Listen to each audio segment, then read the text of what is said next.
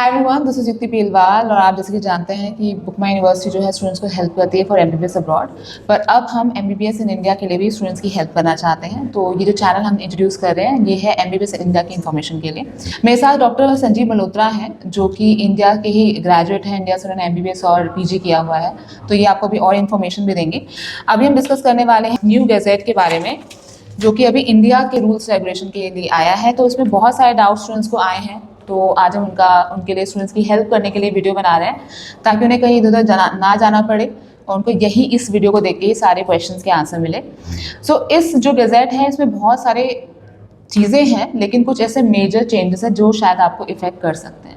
हम उन्हीं की बात कर रहे हैं। तो पहला पॉइंट है कि जो चेंज है basically change in conduct of NEET UG exam. तो इसमें क्या चेंज आया, क्या बदलाव आया है?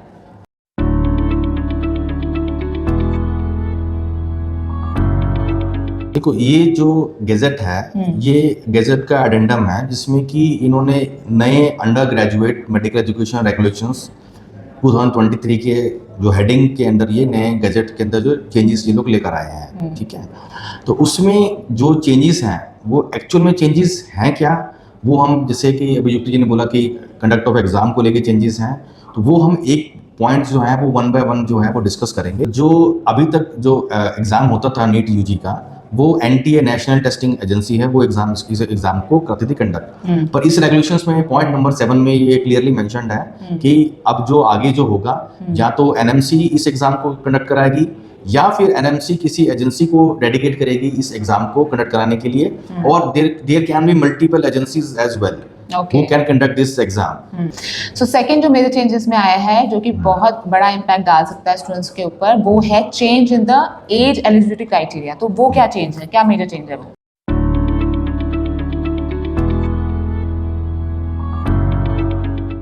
वो चेंज ये है कि जो अभी तक नीट यूजी 2023 तक होता था कि जो एलिजिबिलिटी क्राइटेरिया होता है नीट यूजी एग्जाम का, कि जो बच्चा है उसकी एज जो है दैट ही और she should complete is 17 years age by the 31st December of the same year. Yes. In which that exam will be conducted. But according to these new undergrad regulations, वो जो as है वो अब हो गई है 31st January of the same year of the conduct of the exam, जो कि लगभग 10 से 11 मंथ्स का फर्क आ गया है इस एज की जो एलिजिबिलिटी क्राइटेरिया है नीट यूजी एग्जाम। तो यानी कि अगर स्टूडेंट जो 16 ईयर का होता है 12th करते वक्त, वो उस साल नीट एग्जाम नहीं दे पाएगा, उसे अगले साल तक का वेट करना पड़ेगा। तो ये बहुत मेजर इम्पैक्ट है। पहले बच्चे 16 ईयर में भी एग्जाम देते थे और वो एडमिशन के लिए एलिजिबल होते थे, लेकिन अब अगर वो 17 के नहीं है उस साल 31st तब तक वो एग्जाम नहीं दे सकते। बहुत बड़ा मेजर चेंज इसमें आया है। सो अभी जो कॉमन काउंसलिंग का पूरा पैटर्न था अभी तक, क्या उसमें भी कुछ स्कीम में चेंज आया?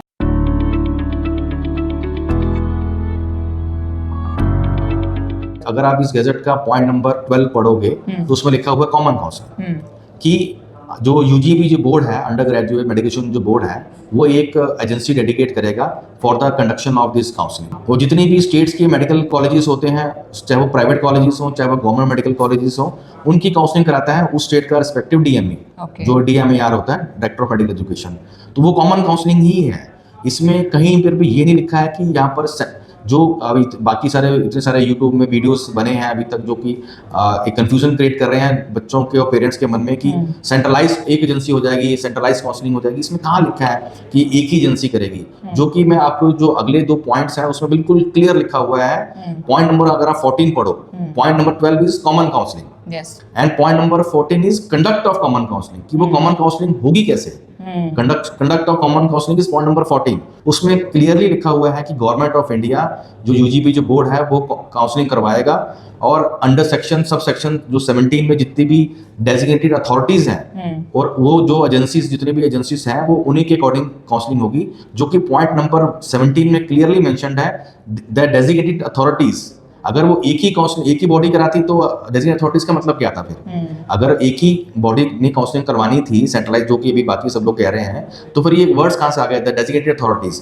डेजिग्नेटेड अथॉरिटीज का मतलब ये है कि जो डीम्ड की डेजिग्नेटेड अथॉरिटी है वो एमसीसी है जो अभी तक थी, और जो स्टेट्स की डेजिग्नेटेड अथॉरिटी है वो होती है DMER, director of medical education, DME. तो जो डेजिग्नेटेड अथॉरिटीज इतनी सारी हैं उसमें पॉइंट नंबर 14 और 17 में क्लियरली मेंशन्ड है कि designated authorities will conduct the common counseling. This is clearly mentioned in point number 17, and they will submit the final list of the undead candidates within 1 week of the completion of the counseling to the UGB. Definitely हमें ये समझ में आ रहा है कि जो processes हैं ये थोड़े से कॉम्प्लेक्स हो गए हैं, ठीक है, और बच्चों को डेफिनेटली एक एक्सपर्ट गाइडेंस की जरूरत पड़ सकती है अपनी सीट कंफर्म करने के लिए इंडिया में। तो जैसे कि बुकमा यूनिवर्सिटी अब शुरू कर रहा है इंडिया की काउंसलिंग में असिस्टेंस, सो बेसिकली